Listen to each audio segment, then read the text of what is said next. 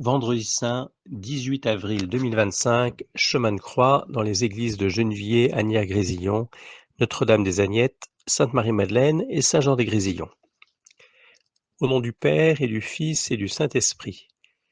Ce chemin de croix, Seigneur, nous voulons le vivre avec toi, qui l'as vécu il y a presque 2000 ans, dans les rues de Jérusalem, après ton dernier repas, la trahison de Judas, ton arrestation, le reniement de Simon-Pierre, ton procès, la flagellation.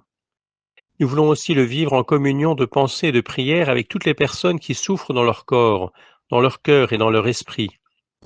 Et cette année, nous avons demandé à des paroissiens et des paroissiennes, âgés entre 16 et plus de 80 ans, dont certaines se préparent actuellement au baptême, qui souffrent ou qui ont souffert, et qui, au cœur même de leur souffrance, ont découvert un signe d'espérance qu'elles veulent nous partager.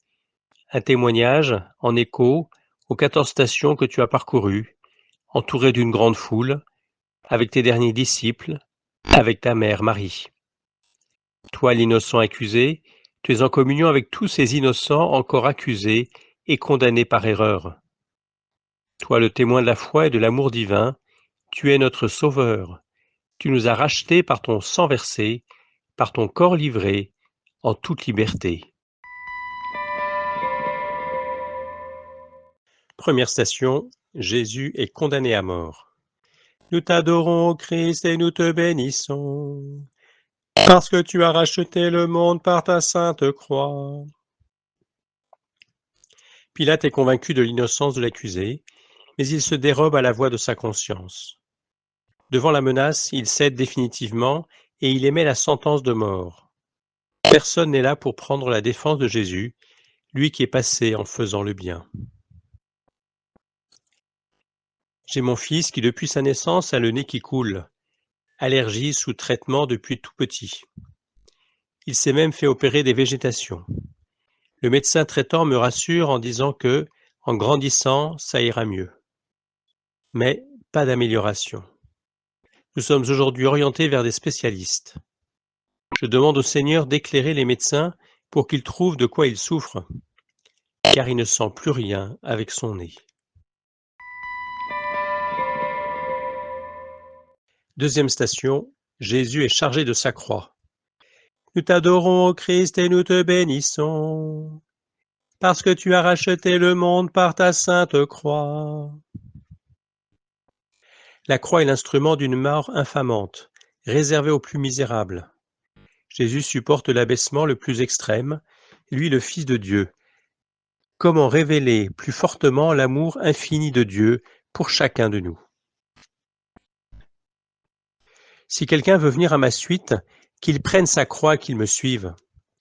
Il n'y a pas de plus grand amour que de donner sa vie pour ceux qu'on aime. Mes amis, mes frères souffrants de Gennevilliers, un couple âgé de 89 ans et de 90 ans vivent un grand amour malgré et dans la souffrance. Elle a été chargée d'une croix bien lourde. En 10 ans, plusieurs AVC sont survenus en lui retirant toute autonomie. Elle est dépendante pour absolument tous les besoins de la vie humaine. Elle ne peut plus communiquer sauf par des cris. Elle n'ouvre plus les yeux, mais elle est quand même présente. Elle entend. Son mari la soutient par un amour et un service indéfectibles. Leurs 4 enfants veillent sur eux, font en sorte qu'ils ne soient pas seuls.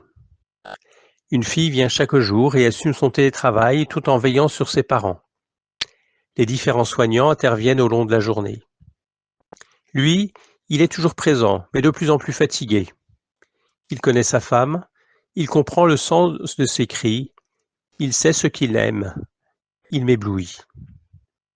J'ai été appelé par une autre de leurs filles il y a 3 ans et demi. Elle m'a rencontré à l'église et voulait que la paroisse apporte la communion à sa mère. J'étais là, c'était un appel du Seigneur. Je ne pensais pas que j'allais assurer cette présence. Je croyais que je serais seulement un pont, mais j'ai continué cette mission. Au début, elle criait car elle ne me connaissait pas. Le père Jean-Dominique m'a beaucoup soutenu. J'étais bouleversé par cette rencontre difficile. Maintenant, ils reçoivent ensemble la communion. Nous prions ensemble et nous échangeons sur nos vies. La croix est un grand mystère. difficile à porter soi-même, difficile à accepter pour soi et les autres. Et au-delà de toutes les douleurs, il y a un grand amour vécu, un amour qui nous dépasse. C'est la sainteté au quotidien, et notre espérance et notre reconnaissance grandissent. Troisième station, Jésus tombe pour la première fois. Nous t'adorons, Christ, et nous te bénissons, parce que tu as racheté le monde par ta sainte croix. Jésus tombe d'épuisement sous le poids de la croix. La vraie cause de sa chute, ce sont nos péchés. Jésus tombe et se relève, sans prononcer un mot, comme pour exhorter silencieusement ceux qui tombent à se relever. J'ai fait une chute et j'ai été hospitalisé. Ensuite, je suis tombé dans le coma. Lorsque j'étais dans le coma, j'ai appelé Dieu. J'ai levé ma tête, je me suis vu debout, devant Jésus et la Vierge Marie. Je leur ai dit, je dois revoir mes enfants, mes petits-enfants, arrière-petits-enfants et toute ma famille.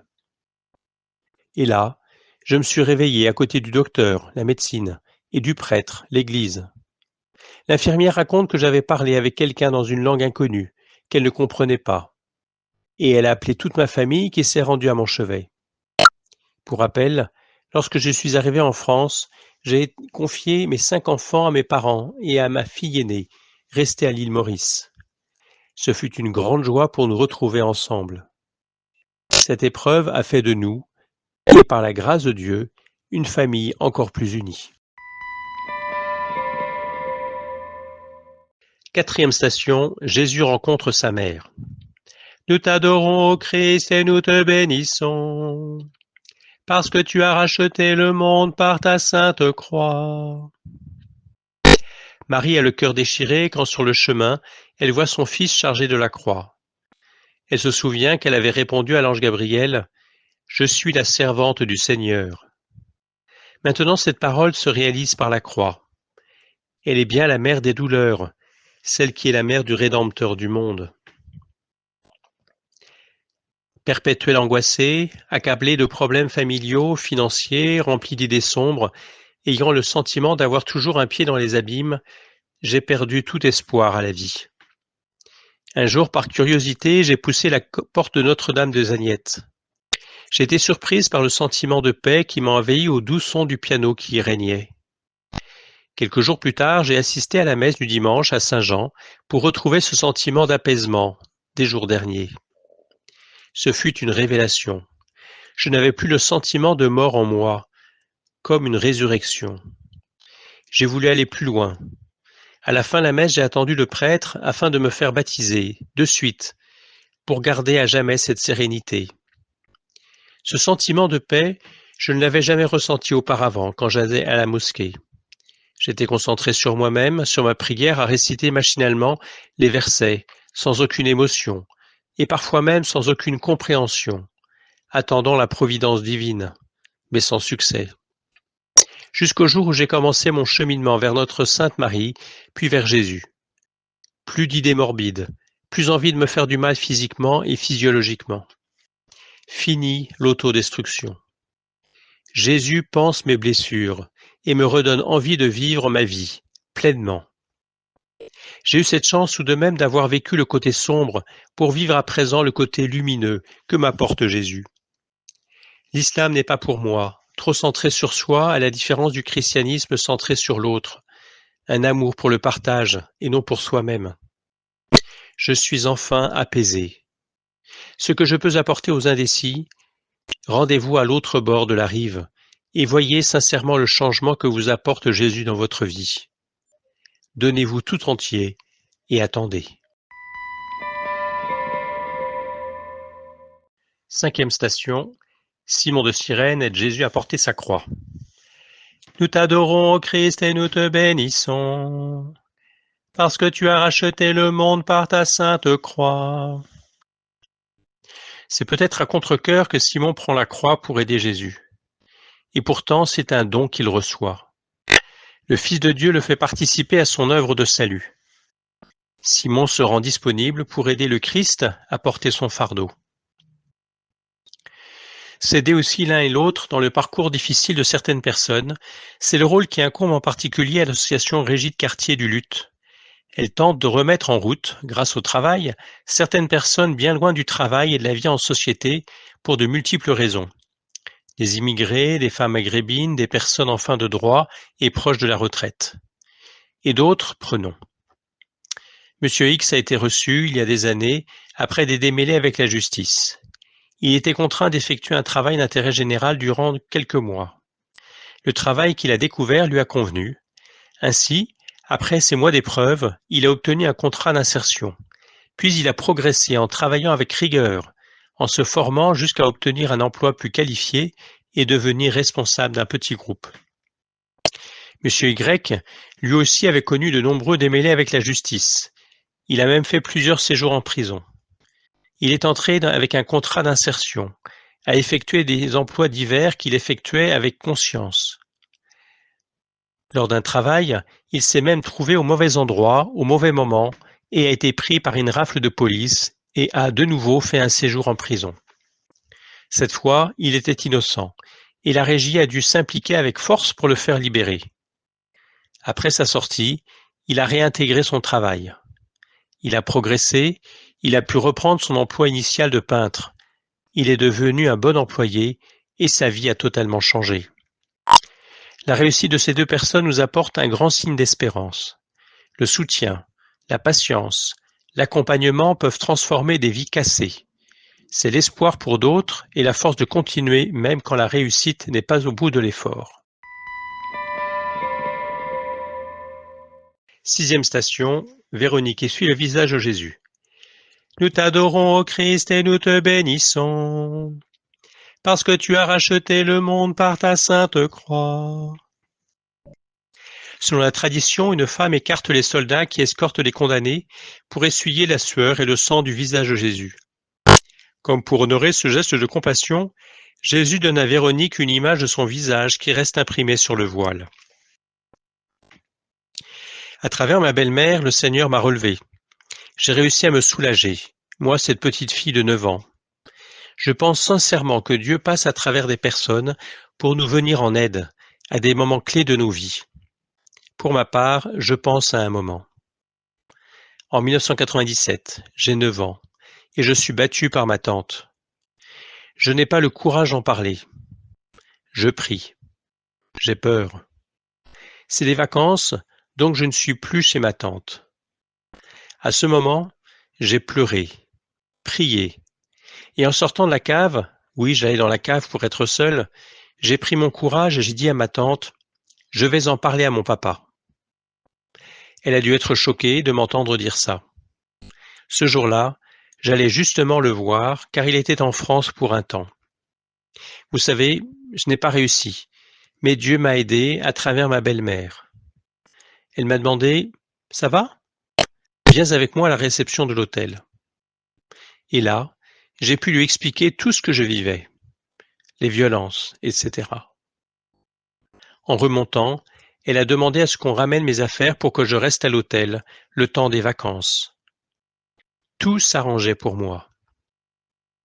Ce témoignage pour dire à quel point, petit comme grand, nous ne devons pas abandonner la prière. Dieu mettra des personnes pour t'aider à te décharger d'un fardeau pour repartir plus fort. Merci Seigneur pour ma belle-mère. 7e station, Jésus tombe pour la 2e fois. Nous t'adorons, ô Christ, et nous te bénissons, parce que tu as racheté le monde par ta sainte croix. Voici que le condamné gît de nouveau dans la poussière de la terre. Comme le dit le psaume 21, « Et moi je suis un ver, pas un homme, raillé par les gens, rejeté par le peuple. » Les forces de Jésus diminuent, mais le chemin n'est pas terminé. Je sens de l'injustice de la part de ma mère, qui m'a demandé de lui construire une maison au village pour y vivre. La maison terminée, elle refuse de l'habiter. Je me retrouve aujourd'hui à payer l'emprunt de la maison, plus ses charges habituelles, la location de sa maison en ville, ses frais de santé et alimentaires. C'est une situation qui pèse énormément sur moi financièrement. J'espère que Dieu lui fera changer d'avis un jour. 8e station, Jésus rencontre les femmes de Jérusalem. Nous t'adorons, ô Christ, et nous te bénissons, parce que tu as racheté le monde par ta sainte croix. Des femmes pleurent et se lamentent en voyant passer le sinistre cortège. Mais Jésus les surprend.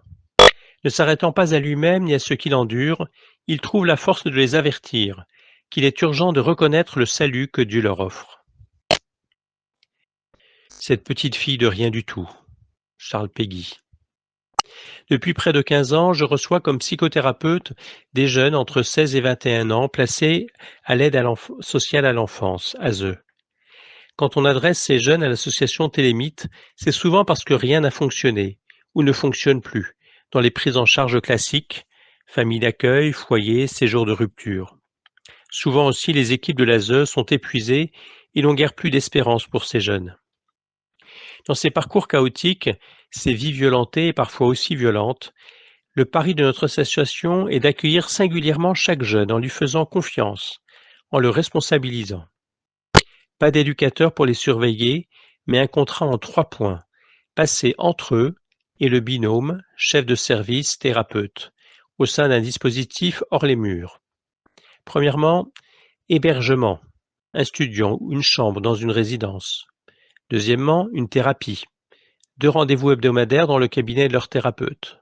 Troisièmement, allocation mensuelle d'entretien, un rendez-vous avec le chef de service par semaine. Il est rare que ces jeunes soient d'emblée demandeurs d'une thérapie. Tout un travail initial est à faire pour qu'ils puissent investir cet espace pour eux. Ils testent souvent les limites de ce cadre qui leur donne soudain une plus grande liberté. Ils vérifient que nous sommes bien présents lorsqu'ils appellent au milieu de la nuit en grande angoisse, ou lorsqu'il faut aller les chercher au commissariat ou à l'hôpital, ou se rendre dans un planning familial ou à la préfecture pour régulariser une situation. Même lorsqu'ils manquent leur rendez-vous, il ne faudrait pas trop vite penser qu'ils décrochent. Ce temps initial, un peu informel, est justement la condition pour pouvoir entendre ce qui échappe aux catégories prédéterminées et inventer une prise en charge singulière pour chacun et chacune. Alors seulement peut se nouer une relation thérapeutique fondée sur la confiance. Lorsque les adultes désespèrent d'eux, comment les jeunes pourraient-ils avoir de l'espérance? Car comme l'écrit Charles Péguy, l'espérance ne va pas de soi. L'espérance ne va pas toute seule. Dans ce patient travail mené sur des années, il s'agit de construire, reconstruire un horizon avec les jeunes et d'espérer avec eux, et non pas pour eux, de les accompagner jusqu'à leur pleine autonomie. À nous les adultes qui les entourons, de soutenir cette espérance qui pourrait se traduire dans les mots du prophète Isaïe « Tu as du prix à mes yeux ».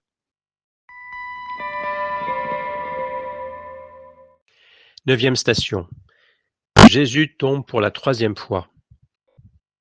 Nous t'adorons, ô Christ, et nous te bénissons, parce que tu as racheté le monde par ta sainte croix. Voici Jésus tombé à terre pour la 3e fois. Ce condamné qui succombe sous le poids de la croix, tout près du lieu de son supplice, est celui-là même qui a dit « Je suis le chemin, la vérité et la vie ». Lorsqu'à 17 ans, j'ai réalisé ma première crise, on m'a dit « C'est possible que ce soit un événement isolé ». Lorsque 2 mois plus tard, je fais une seconde crise, on m'oriente vers un médecin spécialiste. Le diagnostic tombe. J'ai besoin d'un traitement, car ils disent que j'ai une maladie et que je dois me soigner par des médicaments. Seulement, je refuse d'y croire. J'écoute les médecins, mais je ne suis pas malade. Pour moi, c'est seulement des crises passagères. 2 années passent et les crises continuent. Je n'arrive pas à prendre correctement mon traitement. Prendre des médicaments le matin et le soir, c'est pour les personnes âgées. Moi, j'ai 20 ans. Je suis pleine d'énergie et de projets. Les crises vont passer. La première fois que j'ai vu à la messe le sacrement des malades, j'étais très ému. Voir tous les enfants du Seigneur confier leur maladie en communion avec l'Assemblée, ça m'a terriblement marqué. L'année suivante, lorsque j'ai vu sur Instagram que l'on pouvait recevoir le sacrement des malades, je me suis inscrite.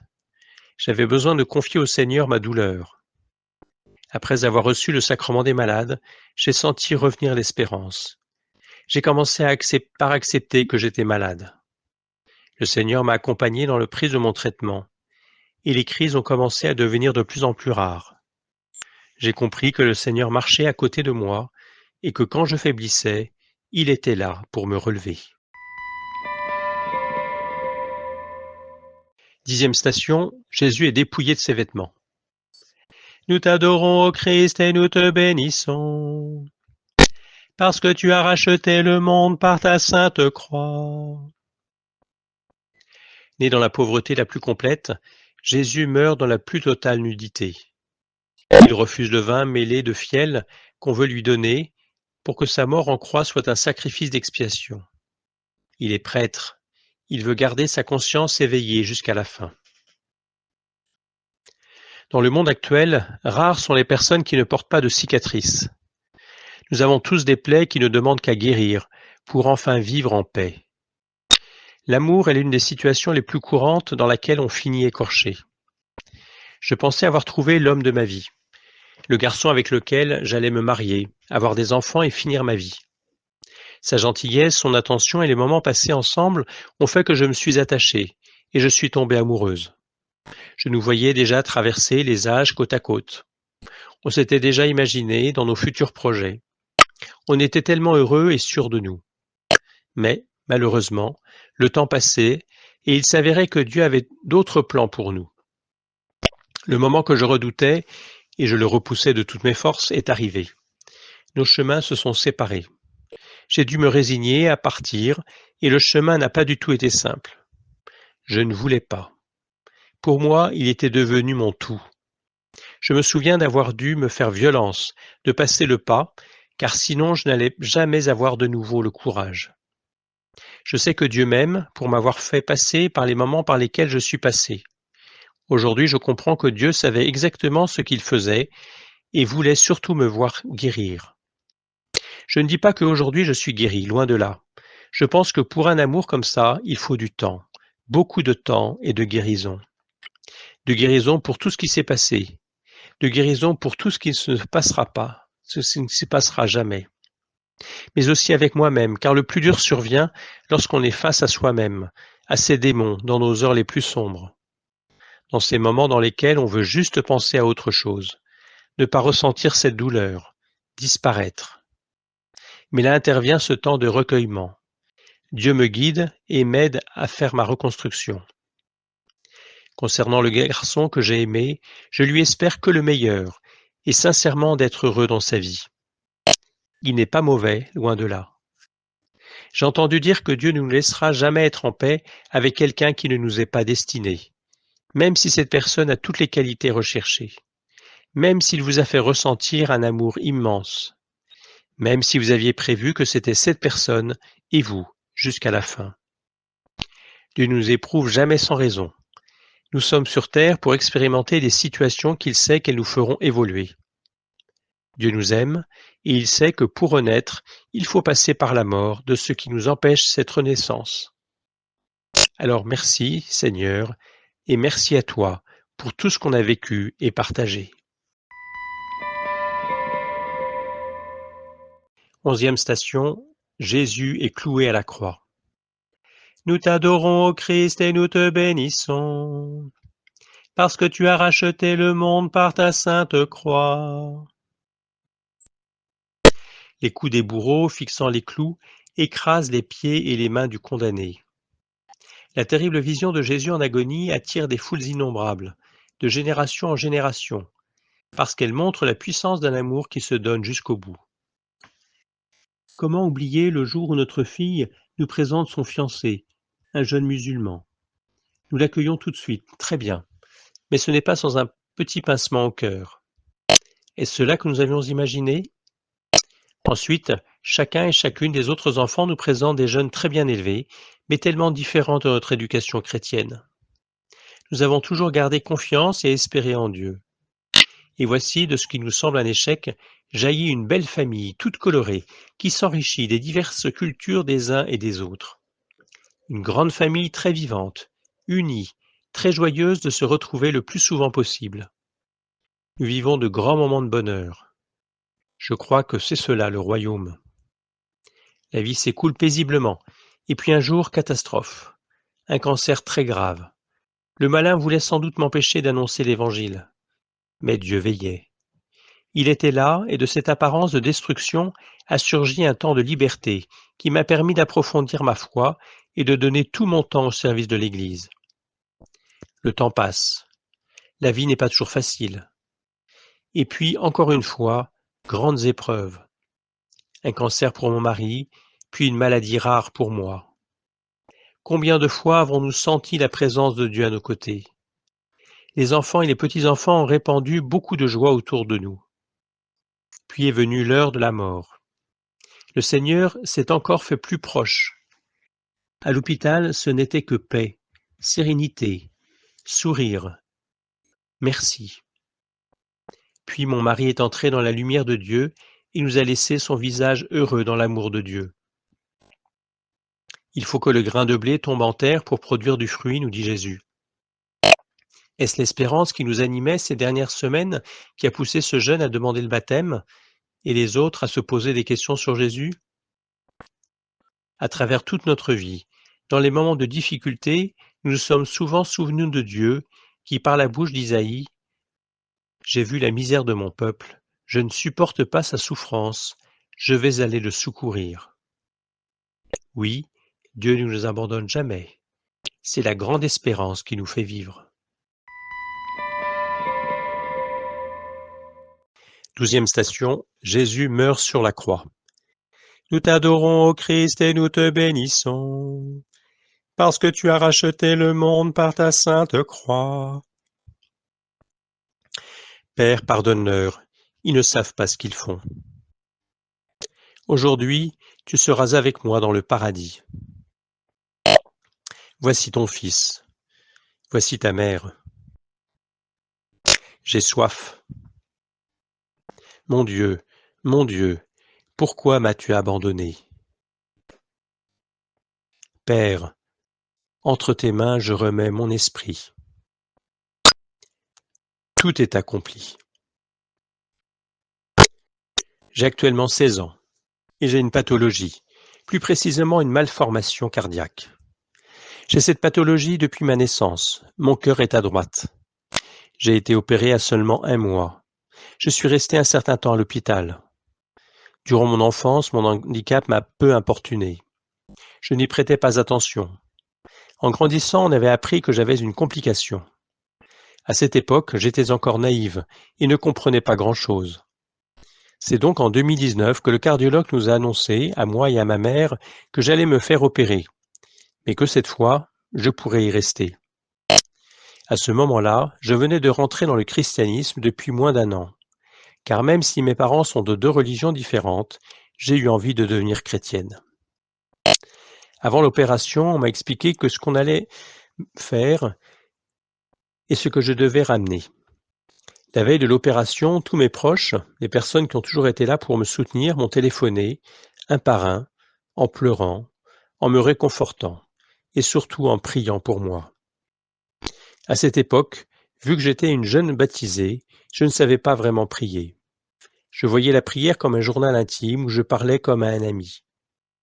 Cette nuit, seul dans ma chambre, je regardais par la fenêtre qui donnait sur une cathédrale. Je la contemplais et je me suis mise à pleurer. J'ai commencé à me confier sur mes craintes de mourir lors de cette opération. C'est la première fois que je me disais que ça allait être la fin pour moi. Le matin, je suis entrée la première au bloc opératoire, mais aussi la dernière à en sortir. En me réveillant, je vois trouble encore. Sous l'effet de l'anesthésie, j'avais du mal à me redresser de mon lit. Une infirmière me vit me débattre et me dit de me calmer. Après être rentré dans ma chambre, on m'annonce que l'opération ne s'était pas passée comme prévu. Il était prévu de remettre le cœur à gauche et de mettre un pacemaker, stimulateur cardiaque. Mais en grandissant, mes organes se sont collés à mon cœur. J'ai donc subi un cerclage pulmonaire à la place. J'étais à la fois soulagé d'être en vie, mais aussi inquiète de ce qui allait se passer par la suite. Depuis cette opération, j'ai eu des médicaments pour la première fois, des anticoagulants, car j'étais et je suis à risque d'AVC. J'ai aussi des interdictions. Ne pas fumer, ne pas boire, ni tatouage, etc. Depuis cette opération, ma vie a complètement basculé. Je pleurais tous les soirs devant le miroir en regardant mes multiples cicatrices. Je demandais à Dieu: qu'ai-je fait pour mériter ça? Ou encore, pourquoi moi? Entre-temps, nous avons déménagé, car mes parents ont divorcé. Donc, nouvelle école. Les premières semaines ont été bien, puis on a commencé à me traiter d'handicapé. Je n'y prêtais pas attention, mais à force, oui. Le soir, je pleurais dans mon lit. Je m'en voulais à moi-même d'avoir ce handicap, que je n'avais pas demandé. Plus je grandissais, pire c'était. Puis j'ai commencé à me tourner plus vers les églises qui m'entouraient. C'est donc par la suite où j'ai commencé le catéchisme et l'aumônerie. Et c'est là où j'ai compris que si j'étais toujours là, c'est grâce à notre Dieu. Je me suis énormément rapproché de l'Église grâce à notre paroisse.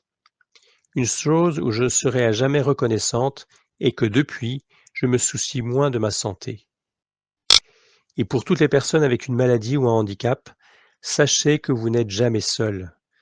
Et si vous avez ça, c'est que Dieu a jugé que vous étiez assez forte pour surmonter cette épreuve.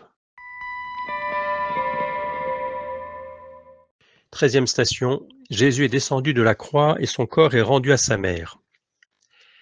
Nous t'adorons, ô Christ, et nous te bénissons, parce que tu as racheté le monde par ta sainte croix. On remet entre les mains de la mère le corps sans vie de son fils. L'image de la Pietà exprime tout l'amour né dans le cœur de Marie le jour de l'Annonciation. Dans la souffrance, la mère des douleurs s'abandonne avec confiance à Dieu, à qui rien n'est impossible. Je viens témoigner de ma rencontre avec notre Seigneur Jésus-Christ. Je viens des Antilles. Je suis arrivé en métropole à l'âge de 8 ans. Je viens d'une famille chrétienne, pratiquante. Donc, Dieu a toujours fait partie de mon univers. Sauf que moi, je ne prêtais pas attention à sa présence, à mes côtés, alors qu'il ne m'a jamais quitté. J'ai été baptisé étant petit et je n'ai effectué ma première communion que l'année dernière. J'invoquais le Seigneur que quand j'étais dans le besoin et je ne le remerciais jamais, même quand mes prières étaient exaucées. Je mettais cela sur le compte de la chance. Oui, de la chance, j'en ai eu beaucoup au long de ma vie. Dans les années 80 jusqu'aux années 90, j'ai connu l'enfer de la drogue, le trafic, le vol, la prison. J'ai échappé au sida, aux overdoses. Mes meilleurs amis sont morts quand j'étais en prison. Ils n'ont pas su éviter les pièges de cette vie. Il y a eu beaucoup d'enterrements, et durant toute cette période, je me pensais chanceux d'être incarcéré à ce moment-là. Puis, en 2002, j'ai perdu ma sœur au Sénégal. J'ai dû rapatrier sa dépouille en France. C'est à ce moment que j'ai commencé un cheminement spirituel. Puis, en 2020, le Covid a emmené ma mère qui était mon soutien. Et en 2022, mon frère aîné est parti. Cela m'a plongé dans une grande dépression, suivie d'un tourbillon de problèmes. Physiques, moraux, relationnels, matériels. J'ai été licencié de mon travail. À ce moment-là, j'ai eu recours à un prêtre qui m'a écouté et conseillé. J'ai mis en pratique ses recommandations. Je me suis confié à la Sainte Vierge Marie, à qui je voue une vénération sans faille. Je viens aujourd'hui témoigner que je me sens béni par Dieu et que je ne me suis jamais senti aussi bien dans ma vie que maintenant, car je me suis rendu compte que le Seigneur m'a toujours accompagné. Gloire à Dieu. Amen. 14e station. Le corps de Jésus est mis au tombeau. Nous t'adorons, ô Christ, et nous te bénissons, parce que tu as racheté le monde par ta sainte croix. Le tombeau est le signe du sacrifice suprême que Jésus pour notre salut. Mais il n'est pas le dernier mot de son œuvre. L'amour sera plus fort que la mort. Le 3e jour, le Christ est ressuscité. Lors des traumatismes subis par des victimes d'abus psychologiques, spirituels et sexuels dans l'Église, les écoles, les familles, il y a un mécanisme de défense lié à la survie qui fait oublier pendant des années avant que la mémoire traumatique ne finalement refasse surface. Et une fois que cela revient, il faut encore du temps avant de parler, de raconter, de dénoncer. C'est donc un moment de silence, en communion avec toutes les victimes, à cause de ce qui a été détruit et tué en elles. Celles qui ont parlé et celles qui sont silencieuses. Qu'est-ce qui pourra être guéri, voire ressuscité? Nous l'ignorons. D'une personne à l'autre, tant les conséquences visibles et invisibles, conscientes et inconscientes, sont profondes. Il y a un moment pour se taire et un moment pour parler et témoigner. Pour l'instant, gardons un long moment de silence.